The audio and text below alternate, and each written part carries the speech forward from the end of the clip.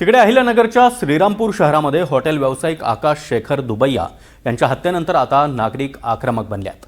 श्रीरामपूरमध्ये कडकडीत बंद पाळण्यात आलाय।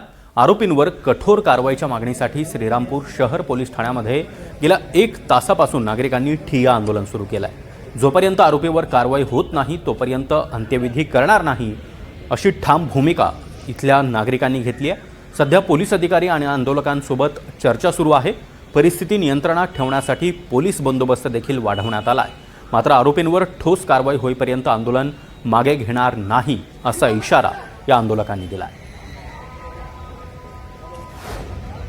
कालची घटना तर अतिशय निंदनीय आहे आणि मानवतेला काळिमा फासणारी घटना आहे। निरपराध मुलाची हत्या होते आणि जे नशाखोर आहेत किंवा अवैध व्यावसायिक धंदे करणारे लोक आहेत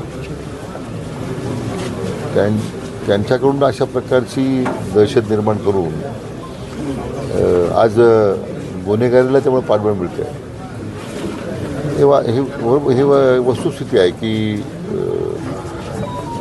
याच्यामध्ये जे काही गुन्हेगारीकरण वाढत चाललेलं आहे किंवा त्यांना कोण आश्रय देत आहे, कोणाचा आशीर्वाद त्यांना आहे त्याची चौकशी करावं लागेल।